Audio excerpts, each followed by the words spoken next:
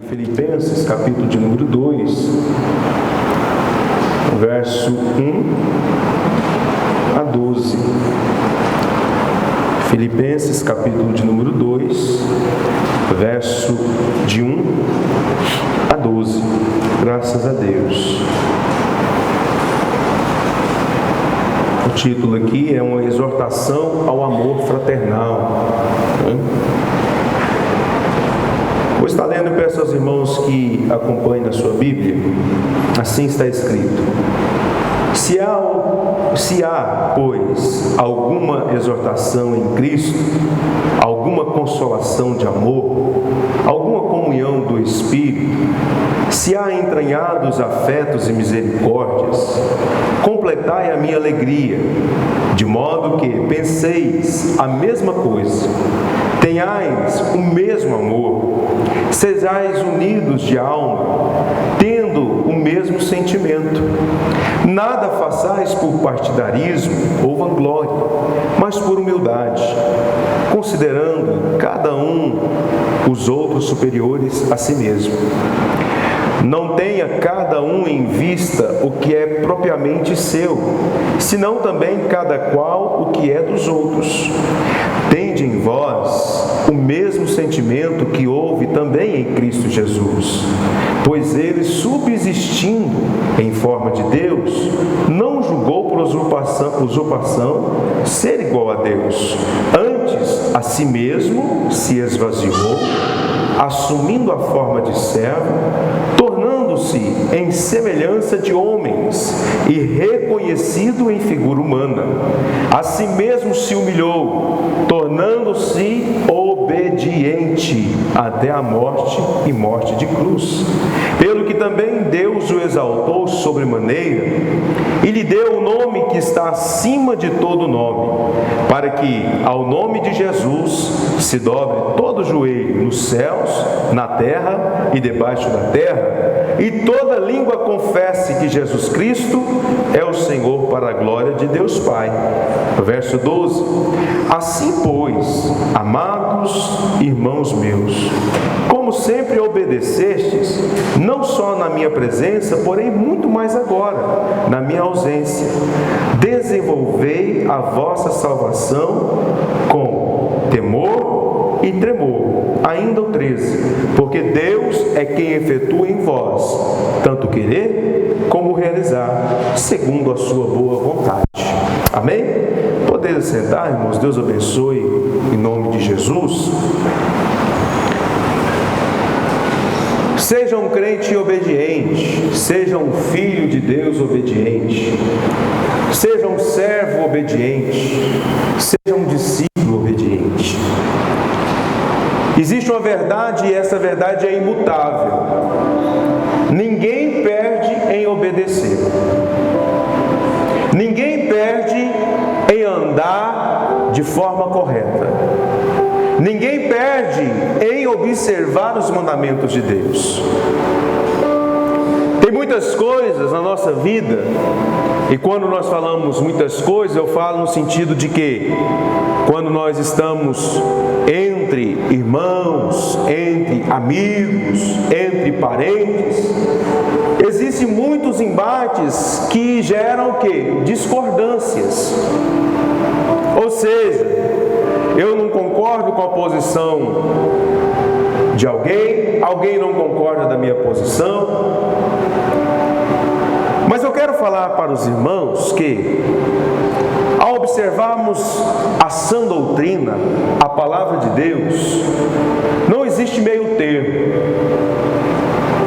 Se você não concorda, ou se existem aqueles que não concordam, eles não estão discordando do homem, eles estão discordando de Deus e a sua palavra.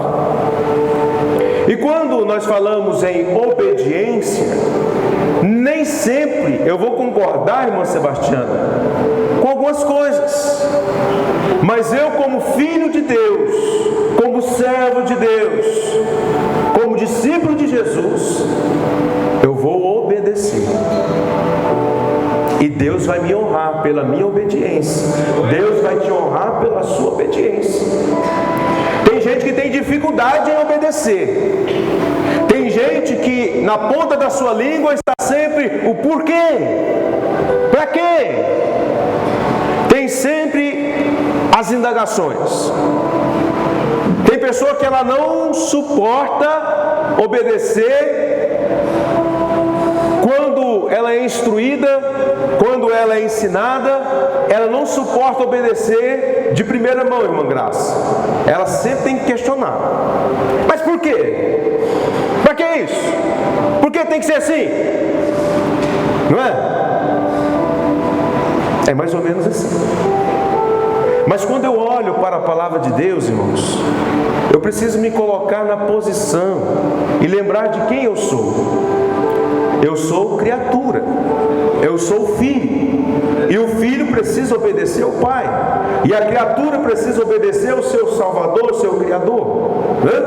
O que nós vemos hoje é pessoas que têm dificuldade de obedecer à sã doutrina e começam a criar o quê? Doutrinas para si mesmo, usando textos como pretextos para erros, pegando textos isolados da palavra de Deus para que sustentem as suas atitudes. Vamos dar um exemplo muito claro disso aqui. Aonde que está na Bíblia que é proibido beber cerveja ou bebida alcoólica? Aonde está, Daniel? Não está na Bíblia. Não tem isso na Bíblia. Mas, ao estudarmos a palavra de Deus e sermos filhos obedientes, nós vamos entender que as consequências, ou aquilo que é provocado a partir de uma substância alcoólica ingerida, isso vai fazer com que nós venhamos a ter atitudes de desobedientes. Por isso que Paulo, Gabriela, vai dizer que todas as coisas me são lícitas, mas nem tudo me convém. É lícito? É, mas convém? Não convém. Então, irmãos, Paulo, quando ele escreve aos Filipenses, ele tem um motivo muito claro na sua carta. E este motivo é exortar a igreja de Filipenses com respeito à humildade, com respeito ao amor, com respeito à unidade daquele povo. Paulo aqui, quando ele escreve, ele estava preso em Roma. Ou seja, ele tinha ficado em Filipos por um bom tempo. Ficado ali com os irmãos em Filipenses. E quando Paulo ali estava, era uma bênção. O povo tinha prazer em obedecer. O povo vivia unido, o povo vivia andando no mesmo amor, né? Paulo diz aqui, ó, como vocês eram em obediência. Mas agora, Paulo está ausente. Paulo está em Roma, preso. E se vê a necessidade de escrever uma carta. Por quê? Os irmãos estavam andando em desobediência consoante a palavra de Deus. Cada um olhava para o seu umbigo. Cada um queria viver da sua forma. Se esqueceram dos padrões ministrados pelo apóstolo ali, pela sã doutrina, pela teologia, pelo conhecimento de Deus. Então, olha o que ele vai dizer aqui. Se há, pois, alguma exortação em Cristo, alguma consolação de amor, alguma comunhão no Espírito, se há entranhados afetos de misericórdia, completai a minha alegria. Ou seja, se vocês estiverem vivendo em amor, se vocês estiverem vivendo em unidade e em humildade, vocês estão completando a minha alegria. Tenho alegria nisso. Paulo dizendo à igreja de Filipenses. Mas havia alguns ali que não estavam andando, não. Aí, irmão José, um estava indo para um lado, outro para o outro, causando o quê? Divisões.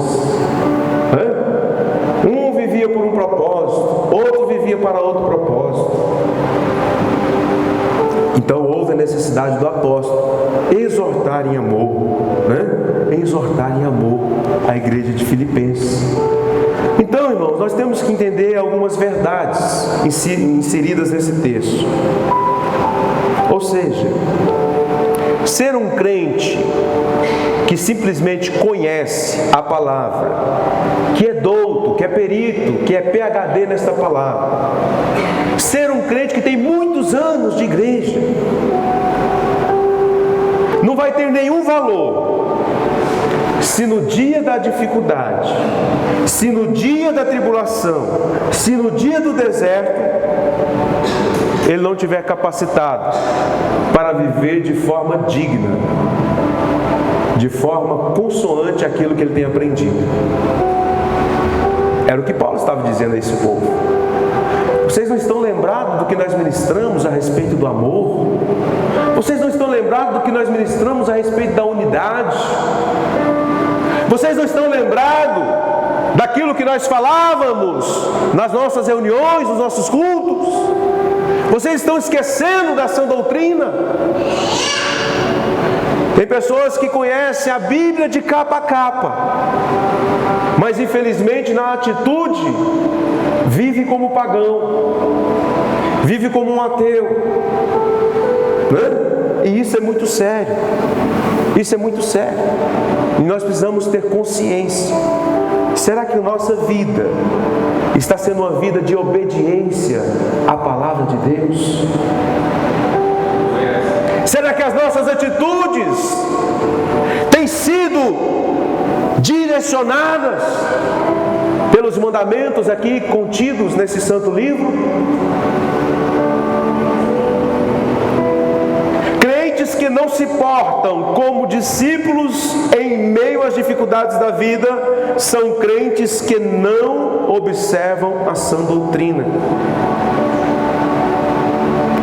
Porque uma coisa é certa: quanto mais eu aprendo de Deus, mais eu deixo de lado, né, as minhas indagações, os meus porquês, os meus paraquês, porque já não sou eu mais quem vive, mas Cristo vive em mim.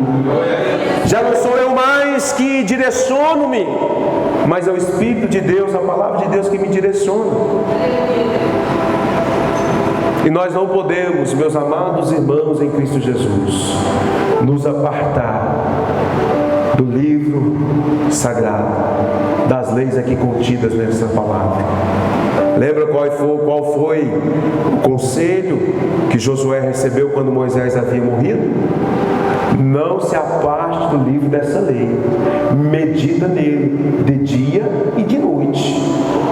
Fica agarrado, tenha consciência, faça uma autoanálise diante das suas decisões, se isso é cabível ou não diante dos mandamentos de Deus. Eu me preocupo enquanto pastor, mas acima de tudo, enquanto filho de Deus, com coisas que nós estamos vendo na atualidade. Está surgindo muitas igrejas, muitas religiões, e muitas delas têm sido embasadas só por um lado da moeda. Muitas delas têm só pregado um lado, têm vivido só o Deuteronômio 28 até o verso 12 ali, mas não continua a respeito das nossas obrigações. Deus quer nos abençoar, amém, irmãos? Deus tem o melhor dessa terra para mim e para você, amém, irmão? Mas nós precisamos ser obedientes. Se obedeceres e quiseres, comereis o melhor dessa terra. Precisa obedecer, precisa andar de forma digna. Tem muita gente pregando o evangelho aí, não, tudo é graça, tudo agora foi feito, né? Você já está salvo, agora é só curtir. Não tem nada disso. A Bíblia diz que aqueles que permanecerem fiéis ao quê? Aos mandamentos, à palavra de Deus, herdarão a coroa da vida, mas precisa permanecer fiel até o fim.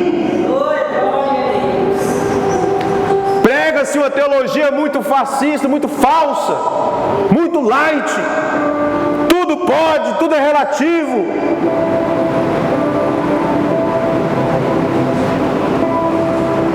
Mas o Espírito de Deus nos cobra. Irmãos amados, a palavra de Deus, ela é muito simples. Ela só tem dois extremos: o certo e o errado. Não tem meio certo, meio errado. Se você está no meio, você está errado.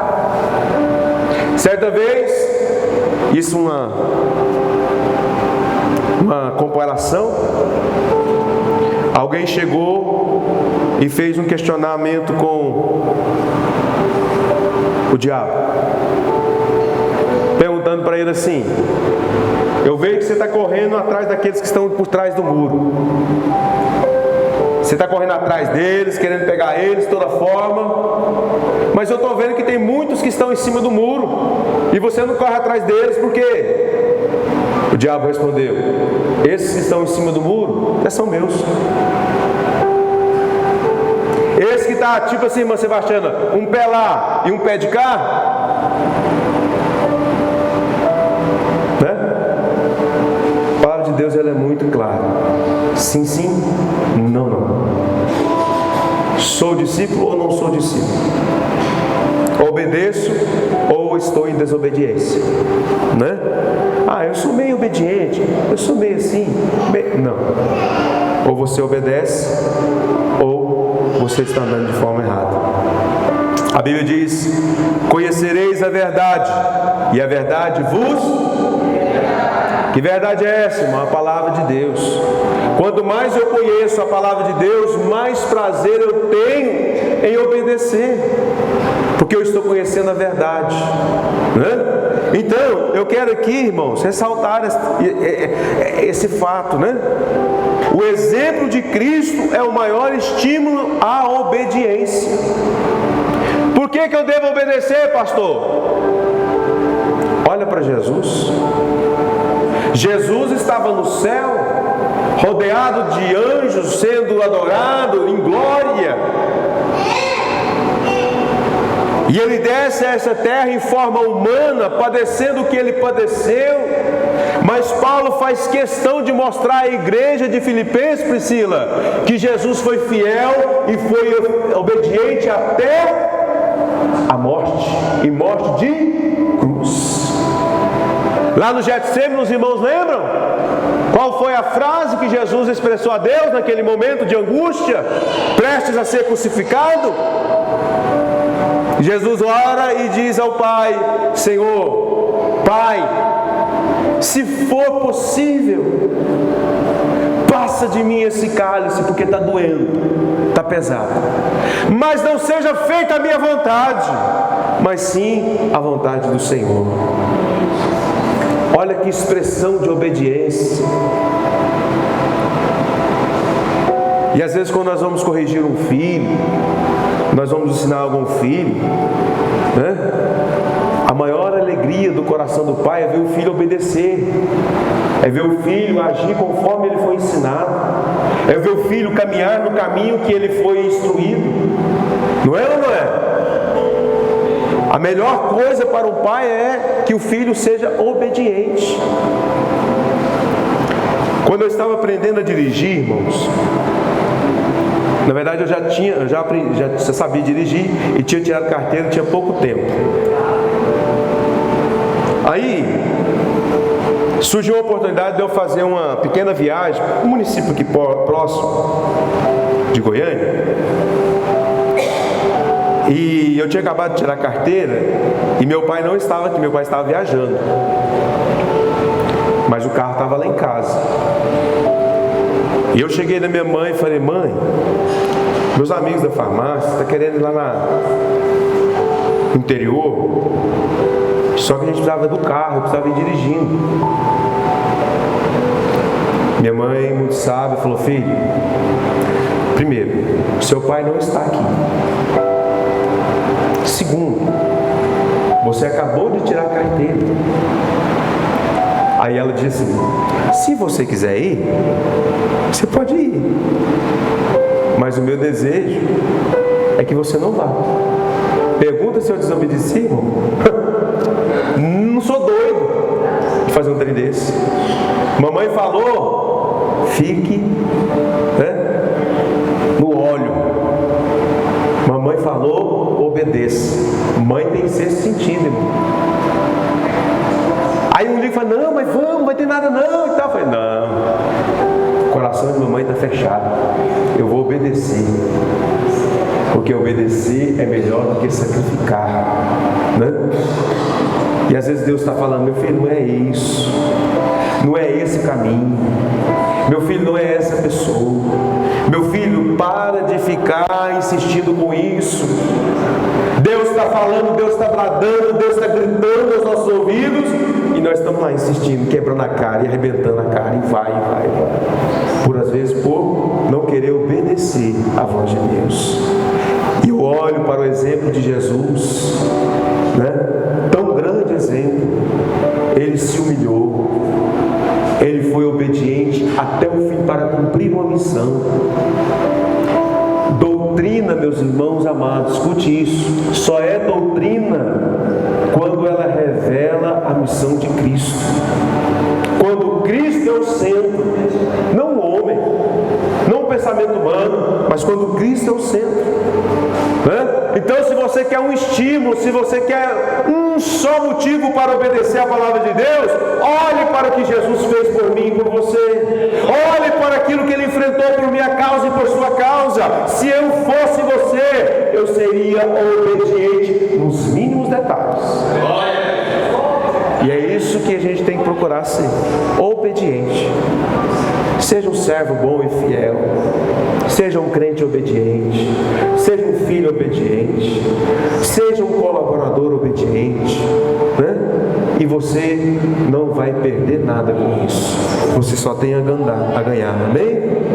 Então, irmãos, o problema aqui na igreja de Filipos era uma desarmonia, né? Entre os crentes, entre os irmãos ali, produzida por desobediência, por intrigas, por egoísmo. Então, eles estavam o quê? Se desentendendo, ao ponto de que, não, vou seguir por esse lado, não, eu vou fazer desse jeito, eu quero fazer assim. Não vou ficar obedecendo voz de líder, não, vou fazer do meu jeito. Era a conduta de muitos lá. E isso chega aos ouvidos de Paulo. Então, Paulo manda essa carta exortando. E a base da atitude mesquinha, do egoísmo, do pensar que pode fazer tudo, é o quê? É uma atitude de desobediência. Então Paulo manda olhar para o exemplo de Cristo. Olha aqui, verso 5. Diz assim: tende em vós, igreja amada do Senhor Jesus, o mesmo sentimento que houve também em Cristo Jesus. Pois ele, subsistindo em forma de Deus, não julgou por usurpação ser igual a Deus. Antes ele fez o quê? Se esvaziou de si mesmo, assumindo a forma de servo, tornando-se semelhante de homens e reconhecendo a figura humana. E ele se humilhou, tornando-se obediente. Jesus foi obediente. Jesus agiu com obediência. Então a base aqui, meus irmãos, é o que? O exemplo de Jesus deixado a nós. Depois que Paulo mostra esses estágios da humilhação, que ele foi humilhado até a morte de cruz, né? E a sua exaltação, Paulo cobrou o que? Um posicionamento da igreja, um posicionamento dos filipenses.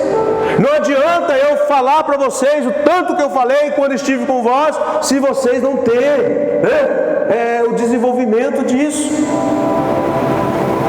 Por isso que ele fala aqui, no verso 12: assim, pois, amados meus, como sempre obedecestes, ou seja, obedecer quando ele estava lá, eles sempre obedeciam a palavra de Deus, né?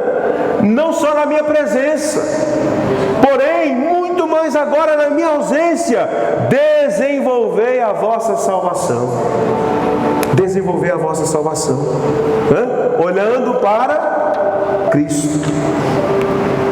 O contexto aqui expressa a verdade que, assim como Jesus obedeceu ao Pai, os cristãos, os discípulos, os filhos devem obedecer a Deus. Então, irmãos amados, o exemplo de Cristo, a sua humilhação e a sua recompensa da exaltação são a principal razão para que a igreja viva em obediência. Cristo foi humilhado? Sim ou não? Sim ou não, igreja? Sim. Cristo foi humilhado. Cuspiram em Jesus, né? Colocaram a coroa de espinho, pregaram ele numa cruz. Mas Deus, depois de tudo isso, Deus fez o quê? O exaltou sobre todo o nome. Aleluia. Está vendo que valeu a pena a obediência? Se Jesus tivesse renegado a cruz, tivesse desobedecido, não tivesse cumprido a missão, talvez não teria sido dado este nome, que é nome acima de todo nome, onde todo joelho se dobrará, onde toda língua confessará, na terra, no céu e debaixo da terra, que só Jesus Cristo é o Senhor. Por quê, irmãos? Porque Ele foi obediente, porque Ele obedeceu ao Pai, Ele cumpriu a missão, Ele cumpriu o propósito. Louvado seja Deus. Quer um motivo para ser obediente? Olhe para Jesus. O que nós cremos e aprendemos precisa refletir a nossa maneira como vivemos lá fora. Tem que refletir. Não adianta nada se nós conhecemos, mas não aplicamos. Se nós sabemos, mas não vivemos como deve ser vivido, não adianta. Então, escute isso aqui. Teologia, o conhecimento de Deus, precisa, pastor Geraldo, gerar vida. Gerar vida. Quanto mais eu conheço a palavra, quanto mais eu conheço Deus, Ana Paula, mais vida é gerada dentro de mim, mais prazer eu tenho em obedecer a palavra de Deus, mais prazer eu tenho em fazer as coisas de Deus, mais prazer eu tenho de estar na casa de Deus. E é através da palavra que nós conhecemos a Deus, né? E o exemplo foi dado através do nosso Senhor e Salvador Jesus Cristo. Outro ponto que Paulo frisa aqui nesta carta: a doutrina precisa ter propósitos práticos. Para quem tem prazer em guardar sã doutrina, para quem tem prazer de guardar aquilo que é certo, aquilo que é verdadeiro, aquilo que não passa. Agora, recentemente, tem alguém aí que está querendo mudar a palavra de Deus, dizendo que a Bíblia precisa ser reescrita, sendo que a palavra de Deus diz: passará os céus e a terra, mas a minha palavra, ela não vai passar. E tem gente achando no direito de querer reescrever a Bíblia. Esta palavra, ela é viva, aleluia, ela é poderosa, ela é contemporânea, ela é mais atual do que o jornal que vai sair amanhã ainda. Ela tem aquilo, tudo que nós precisamos para viver está nesse livro sagrado. Aleluia. O que nós precisamos é obedecer. E como tem gente que tem dificuldade de obedecer, quer reescrever a Bíblia, Diel, quer reinventar a Bíblia, misericórdia. Nós vivemos é pela palavra, e é pela palavra de Deus que nós vamos continuar caminhando. Louvado seja Deus. Mas esta palavra precisa gerar em nós propósitos práticos. Às vezes você senta numa roda de irmãos e você conversa com um e com o outro, você fica encantado com tanta sabedoria de palavras bonitas da Bíblia. Mas aí você olha para o viver da pessoa, aquilo não é colocado em prática. Às vezes, irmãos, é melhor estarmos ao lado daqueles que são analfabetos, mas são crentes verdadeiros, que a sua vida é uma vida, debruçada na palavra de Deus, que medita na palavra de Deus, mesmo às vezes não tendo aquela teologia toda, mas ele vive a palavra de Deus. Louvado seja o nome do Senhor. Seguir e praticar a sã doutrina é o desenvolvimento da nossa salvação. Está aqui no verso 12 que nós lemos. Paulo Paulo está dizendo: meus amados irmãos, como sempre obedeceste, não só na minha presença, porém muito mais agora, e na minha ausência, desenvolvei a salvação com temor e tremor. A salvação é um ato totalmente exclusivo de Deus. Ninguém por si só tem poder para ser salvo. Ninguém por si só pode ser salvo. A salvação é um fato incontestável da soberania de Deus. Só Deus pode salvar. Só Deus pode nos levar para o céu. Só Ele. Mas essa soberania, irmãos, não nos desabilita ou não nos torna insignificante quanto àquilo que nós precisamos fazer. Quer ver um exemplo claro? Você consegue criar uma semente para que você possa plantar? Você consegue criar uma semente? Não, eu vou mexer um pauzinho com uma semente de milho. Você não consegue. Ah, você consegue criar a terra para que você coloque aquela semente e criar a terra? Não, Deus é o criador da terra. Quem governa o sol é Deus. Quem manda a chuva é Deus.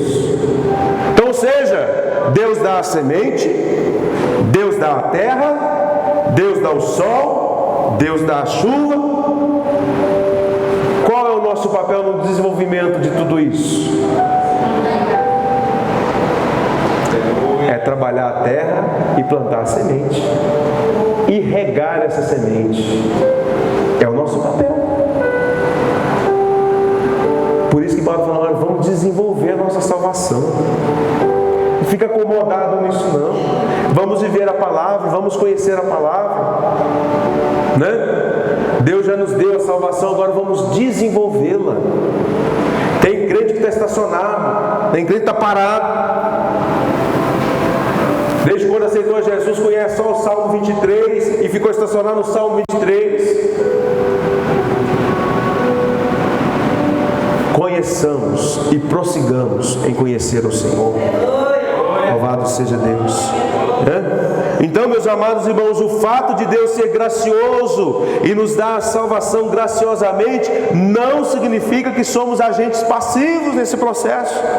Mas nós precisamos o quê? Fazer a nossa parte em obediência, em ser gratos a Deus por essa salvação, em viver como cidadãos do céu, em ter atitudes enquanto pessoas que um dia eram errantes nessa vida, que não tinham esperança, mas que agora têm a expectativa do porvir. Louvado seja Deus. Desenvolver a salvação é isso que Paulo estava dizendo. Não, vamos lembrar. Não fique vivendo de saudosismo, não. Não fique vivendo de remoendo o passado, não.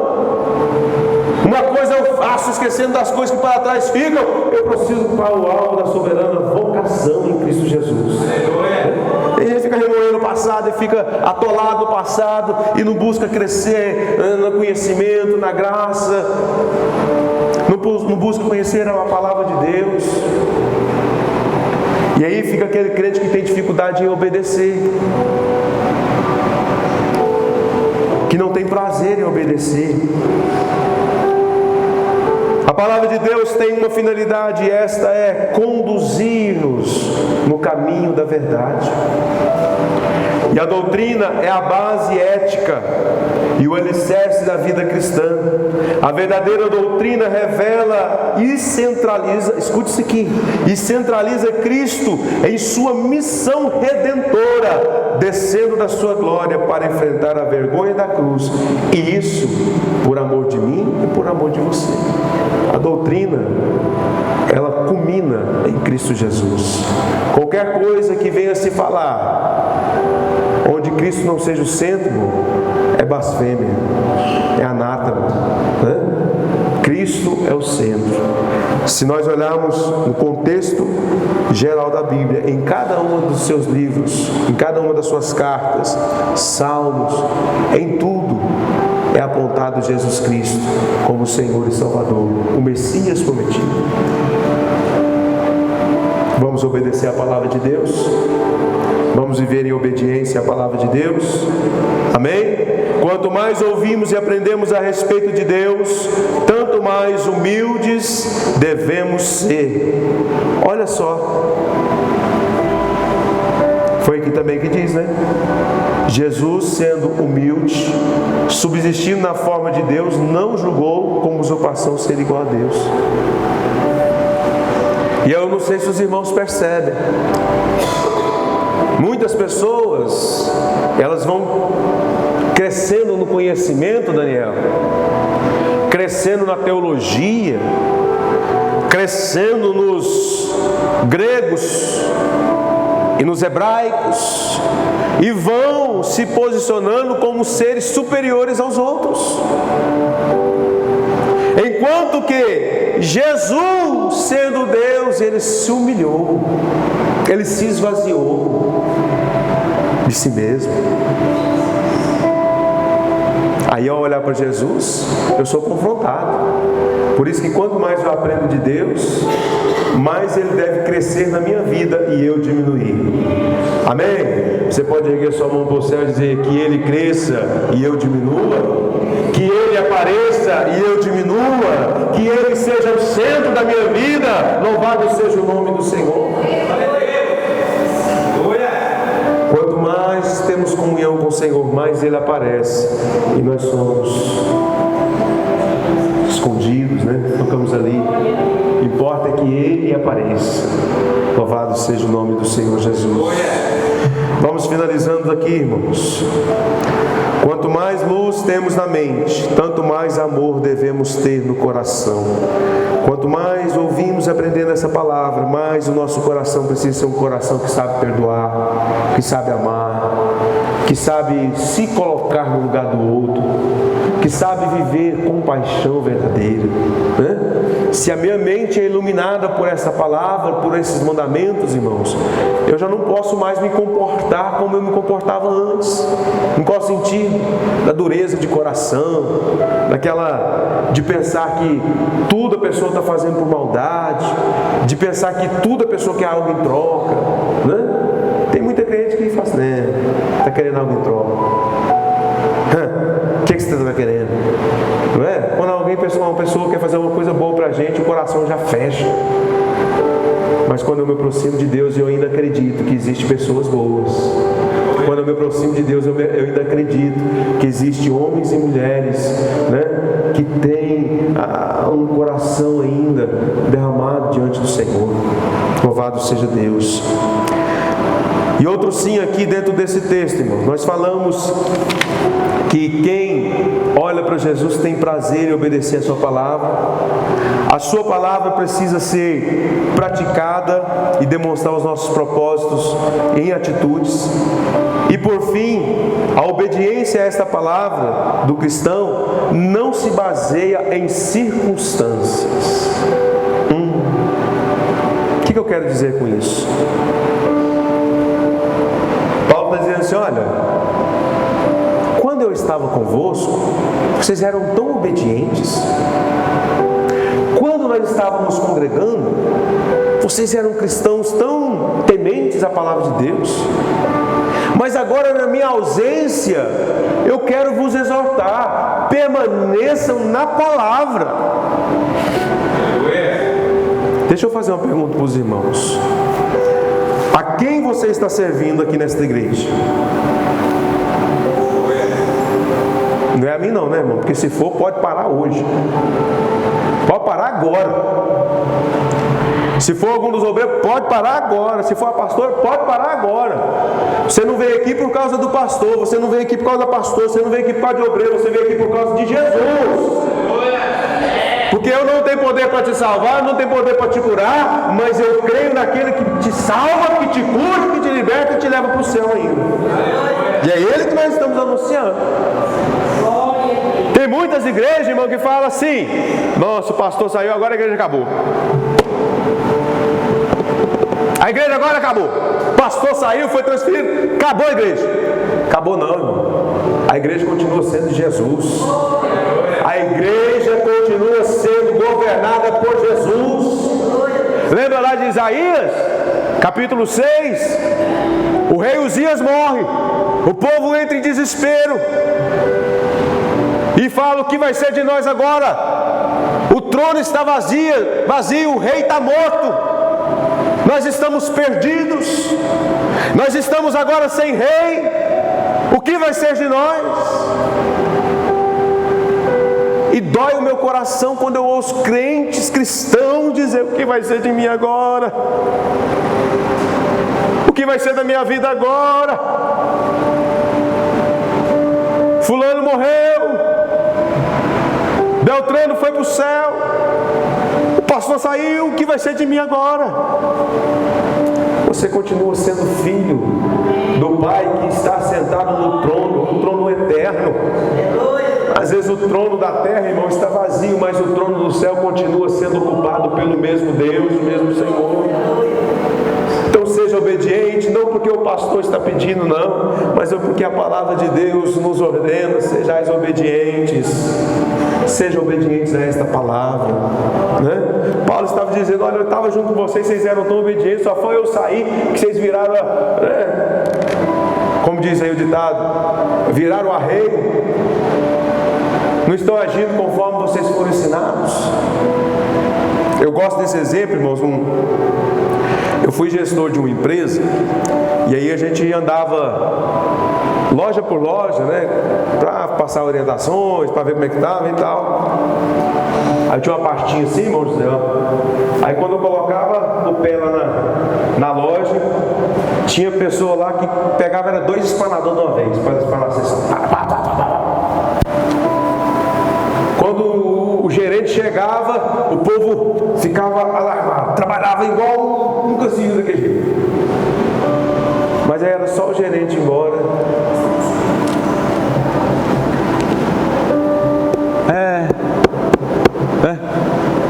Debruçava no balcão, fazia coisas que não devia ser feita.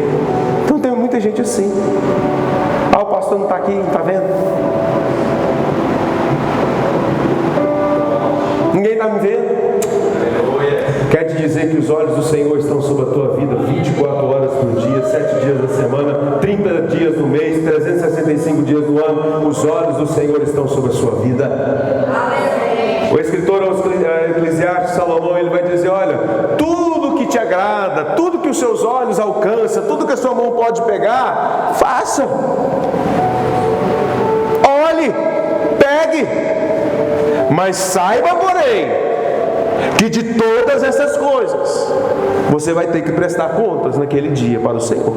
Quer sejam coisas boas, quer sejam coisas más, teremos que prestar conta. Então cabe aqui, irmãos, é a questão do livre-arbítrio, né? É lícito? Mas convém? É bom? É bom, mas é contra os princípios que eu aprendi e creio na palavra de Deus.